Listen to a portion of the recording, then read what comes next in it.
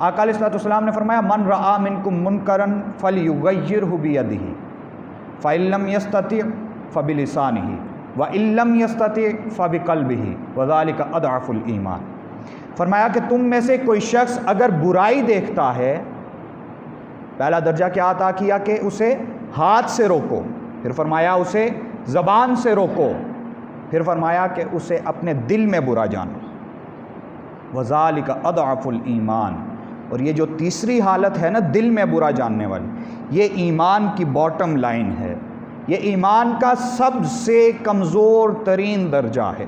اب یہ دل سے برا جاننا اور زبان سے برا بلا کہنا یا زبان سے احتجاج کرنا، یہ رخصت کا راستہ تھا، اور یہ رخصت کا راستہ آقا علیہ الصلوۃ والسلام نے خود عطا کیا تھا، ان کا کوئی قصور یا کوئی غلطی نہیں ہے جو فبلسانہ اور فبقلبہ کے پوزیشن پہ رہے۔ لیکن ضرورت تھی کہ اگر لوگ صرف ان دو پوزیشنز پر رہتے تو پھر اسلام کی اقدار مٹ رہی تھی، پھر یزید حرام کاموں کو جائز قرار دے رہا تھا۔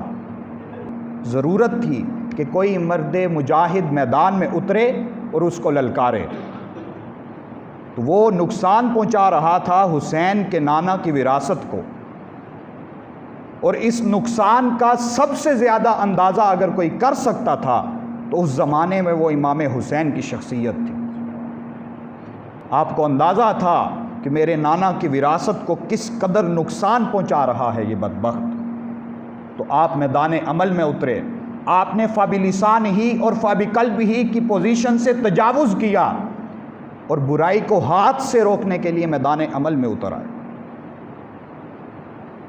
اس وقت جب پوری اسلامی دنیا یا تو یزید کی بیعت کر چکی تھی یا پھر اس کے خلاف صرف زبان سے احتجاج کرتے تھے، اس کے ظلم سے اتنے تنگ آ چکے تھے کہ اس کے خلاف صرف بول سکتے تھے یا اسے دل میں برا کہہ سکتے تھے، کسی کے اندر وہ حسینی کردار نہیں تھا کہ وہ میدان عمل میں اتر کر یزیدیت کو للکار سکے۔ لیکن امام حسین علیہ مقام علیہ السلام کی شان پر قربان جائیں کہ آپ نے اس نقصان کا اندازہ لگایا اور اپنے خانوادہ نبوت کو لے کر میدان کربلا میں جا پہنچے۔ وہ کوفہ والے جنہوں نے خط بھیج کر بلوایا تھا، ایک عربی شاعر ہے بہت بڑا، اس نے اہل بیت کے مناقب لکھے ہیں۔ فرزدق رستے میں ملا امام حسین علیہ مقام علیہ السلام کو، تو اس نے کہا کہ واپس چلے جائیے۔ امام حسین نے کہا کہ کوفہ والوں کو کیسا سمجھتے ہو؟ تو وہ کہنے لگا حضور ان کے دل تو آپ کے ساتھ ہیں لیکن ان کی تلواریں یزید کے ساتھ ہیں۔ لیکن امام حسین علیہ مقام علیہ السلام آغوش نبوت کے پروردہ تھے، براہ راست آقا علیہ الصلوۃ والسلام سے تربیت یافتہ تھے۔ آپ علیہ الصلوۃ والسلام کی غیرت ایمانی نے یہ گوارا نہ کیا کہ آج اگر میں یہاں سے واپس چلا گیا تو تا قیامت کوئی اسلام کا نام لیوا باقی نہ رہے گا۔ تو امام حسین علیہ مقام علیہ السلام اپنے ننھے شہزادے علی اصغر کو لے کر، اپنے جوان علی اکبر کو لے کر، اپنے امام حسن اپنے بھائی کی آخری نشانی قاسم کو لے کر، اپنے خاندان کی بیویوں کو لے کر اپنے ساتھ میدان کربلا میں جا اترے، وہاں پر پڑاؤ کیا اور یزیدیوں کو حق کی دعوت دی۔ لیکن جب دل پر باطل کا کفر لگ جائے تو حق کی دعوت کچھ نہیں کر سکتی۔ سامعین محترم، یہ انفرادیت جد و جہد حسینی ہے، یہ وہ امتیاز ہے حسین کا کہ جب پوری دنیا فبلسانہ اور فبقلبہ کی پوزیشن پر تھی، اس وقت حسین اپنے خانوادہ نبوت اور اپنے معصوم بچوں کو لے کر میدان کربلا میں یزید کے خلاف برسر پیکار ہوئے۔ اور اس دن امام حسین علیہ مقام علیہ السلام نے نہ صرف یزیدیت اور حسینیت کا فرق سمجھایا بلکہ حق اور باطل کا ایک معیار مقرر کر دیا اور جیت اور ہار کے معنی اور مفہوم کو بدل کر رکھ دیا۔ سامعین محترم، امام حسین علیہ مقام علیہ السلام اپنے علی اکبر کو بھی لوٹا دیا۔ جب حسین میدان کربلا میں اترے اس وقت حسین کی عمر 56 برس 5 مہینے اور 5 دن تھی۔ ابن عساکر لکھتے ہیں کہ سر اور داڑھی کا ایک بال بھی سفید نہیں تھا۔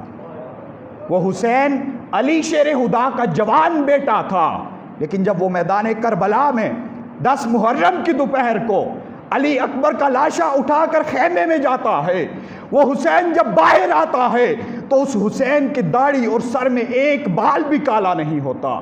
اپنے جوان بیٹے کے غم میں وہ حسین بوڑھا ہو چکا ہے۔ آج وہ حسین جو شیر خدا کا جوان شیر تھا، آج وہ حسین بوڑھا ہو چکا ہے، لیکن حسین کی زبان پر شکوہ نہیں آتا۔ حسین علی اصغر کا خون چلو میں بھر کر آسمان کی طرف پھینکتا ہے کہ مولا یہ قربانی قبول فرما لے، میرے نانا کے دین کی لاج رکھ لے، میرے نانا کے دین کو تا قیامت آباد رکھ لے، میں اپنا سارا خانوادہ قربان کرتا ہوں، میرے مالک میرے نانا کی عزت اور آبرو پر حرف نہ آنے پائے۔ سامعین محترم، یہ حسینی کردار ہے جس نے ہر دور میں یزیدیت کے خلاف ایک جہاد کیا، جس نے ہر دور میں یزیدیت کے خلاف میدان میں اتر کر عملی کاوش کی۔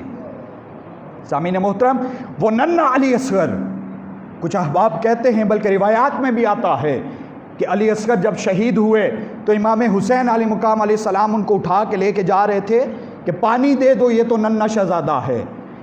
لیکن خود سوچئے کیا حسین کی غیرت یہ گوارا کر سکتی ہے کہ جب اپنا سارا خانوادہ لٹا دیا تو وہ یزیدیوں سے پانی مانگیں گے؟ اگر انہیں پانی مانگنا ہوتا، خدا کی عزت کی قسم حسین فرات کو اشارہ کرتے، فرات حسین کے قدموں میں آ کے بہتا۔ خدا کی عزت کی قسم حسین آسمان کی طرف انگلی اٹھاتے، آسمان اتنا برستا کہ حسین کی کیا پوری دنیا کی پیاس بجھ جاتی ہے۔ حسین کی غیرت یہ گوارا نہیں کر سکتی کہ یزیدیوں سے پانی منگوایا جائے۔ سامعین محترم، یہ روایت ہے، ابن کثیر نے بھی نقل کی ہے، امام ابن جریر طبری نے اپنی تاریخ میں بھی نقل کی ہے۔ وہ فرماتے ہیں کہ امام علی اصغر علیہ السلام کی پیدائش ہی میدان کربلا میں ہوئی تھی، اور پاک بیبیاں ان کو اٹھا کر امام حسین کے پاس لائی تھیں، اس لیے کہ وہ ان کے کان میں اذان دے سکیں۔ ابھی وہ اذان دے رہے تھے کہ بنو اسد کے ایک بدبخت نے تیر چلایا اور امام علی اصغر علیہ السلام کے حلقوم میں پیوست ہو گیا۔ اس وقت میرے مولا حسین نے چلو برا، علی اصغر کے خون کا چلو برا، اور اس کو آسمان کی طرف اچھال کر اللہ سے قبولیت کی دعا مانگی۔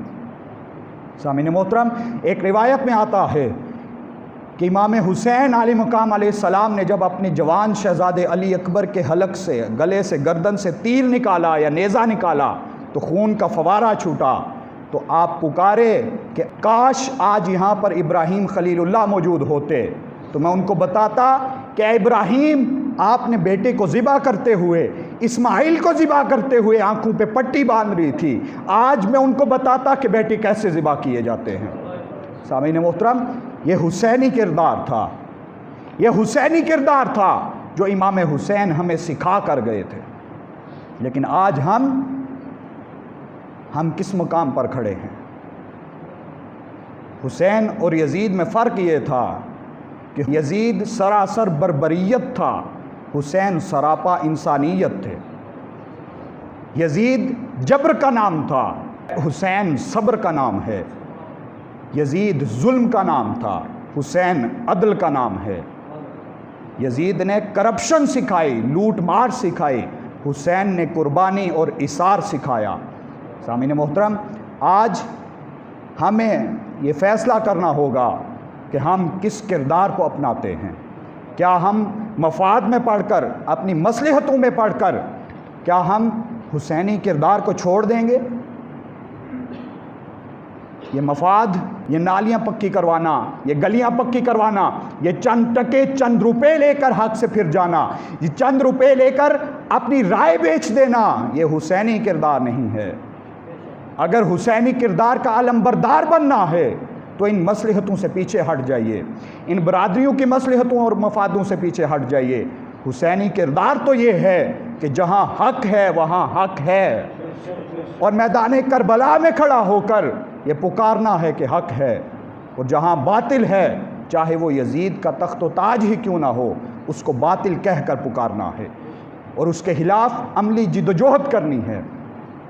اگر ہم یہ نہ کر پائے تو ہم حسینی کردار کے علم بردار نہیں بن سکتے۔